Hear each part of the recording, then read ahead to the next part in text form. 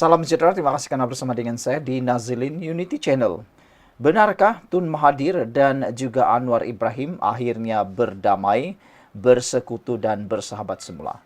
Kalau ini benar-benar berlaku, apa pula pendapat kamu semua?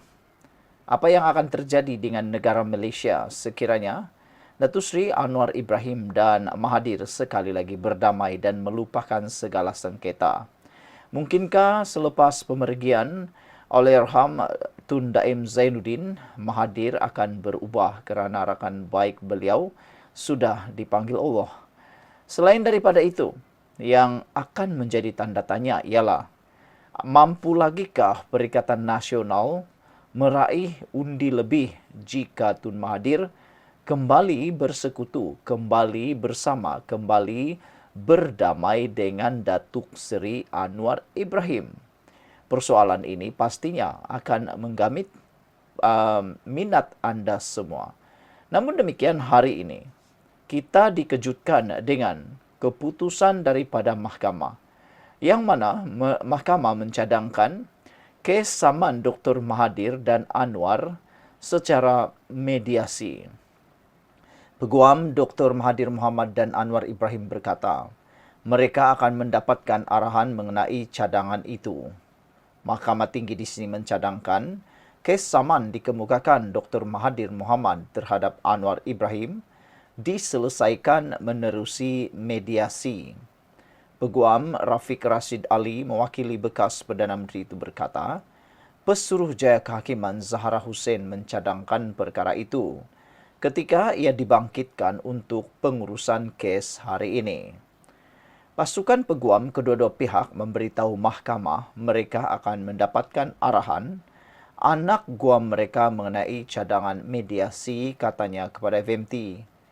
Mahkamah kemudian menetapkan perkara itu untuk pengurusan kes lanjut pada 6 Januari tahun depan. Anwar diwakili Pobi Loy. Zahara turut mengarahkan kedua-dua pihak memfailkan dokumen perbicaraan mereka sebelum tarik pengurusan kes seterusnya.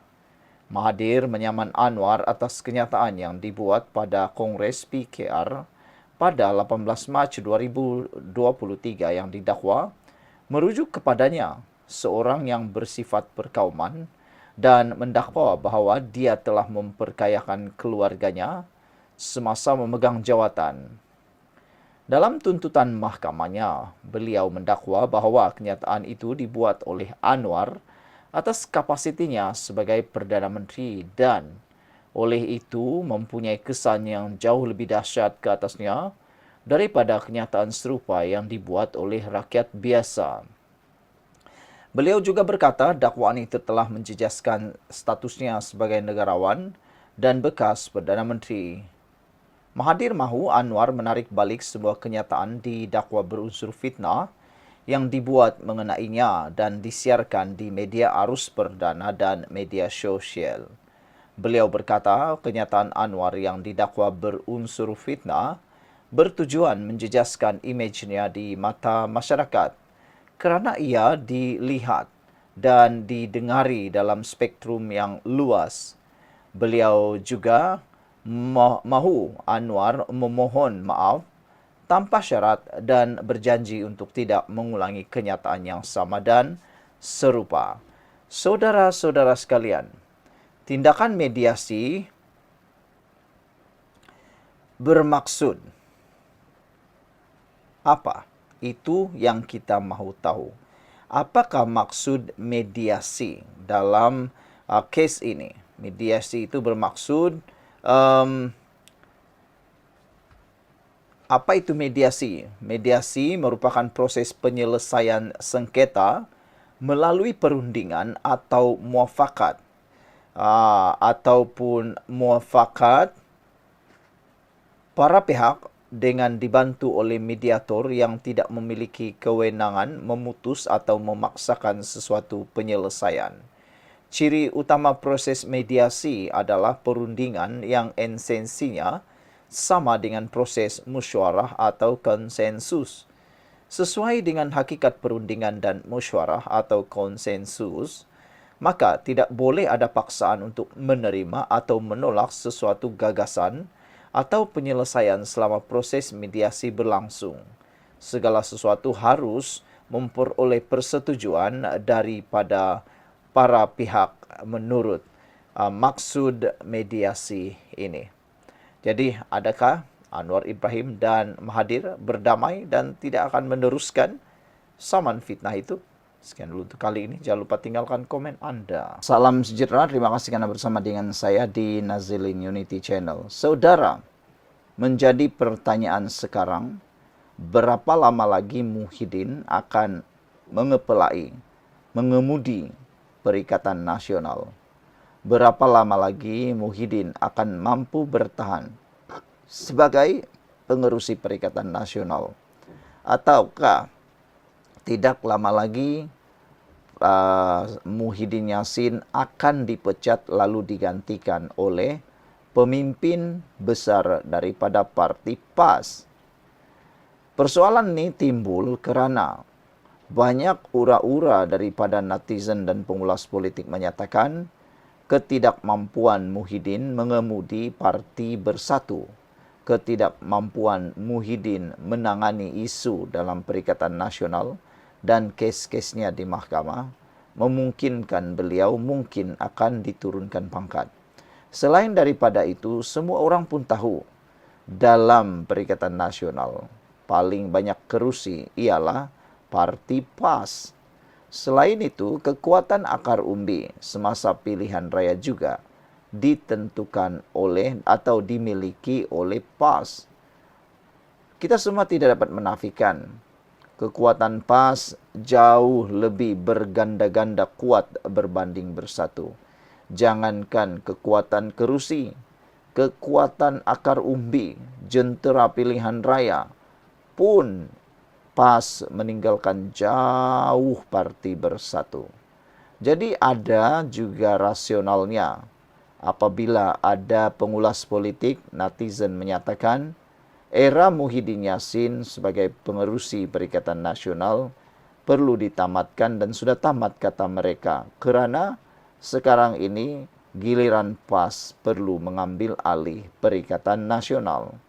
Tetapi ini jawapan salah seorang pemimpin besar dalam Parti Bersatu apabila dinyatakan perkara tentang siapa yang akan perlu mengemudi atau mengepelai Perikatan Nasional. Ini jawapan dia.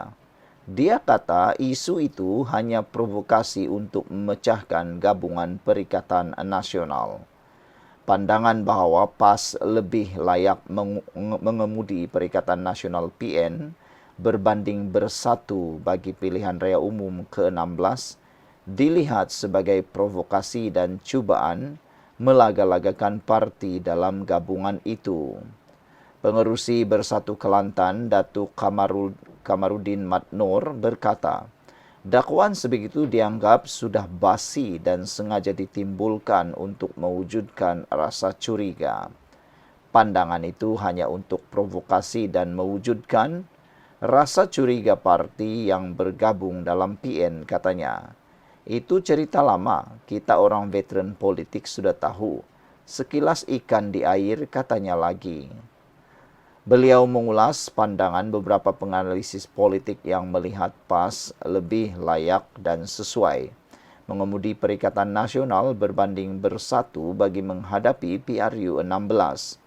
Penganalisis politik Profesor Madya Dr. Muhammad Izzani Muhammad Zain dilaporkan berkata, ia disebabkan kepercayaan yang semakin menghakis dalam kalangan rakyat dan akar umbi sehingga menyebabkan sokongan kepada Bersatu semakin lemah ketika ini.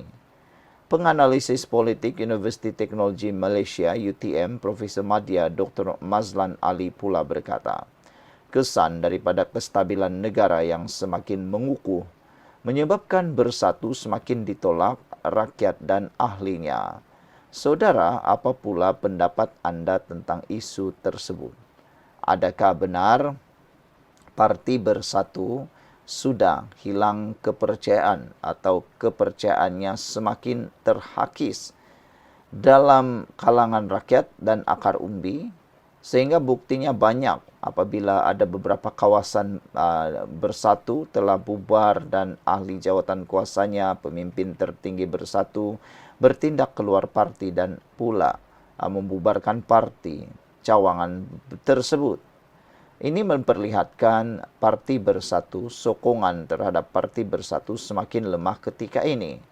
Seorang juga penganalisis politik dari UTM juga menyatakan bahwa kesan kestabilan negara yang semakin mengukuh juga menyebabkan bersatu semakin ditolak rakyat dan ahlinya.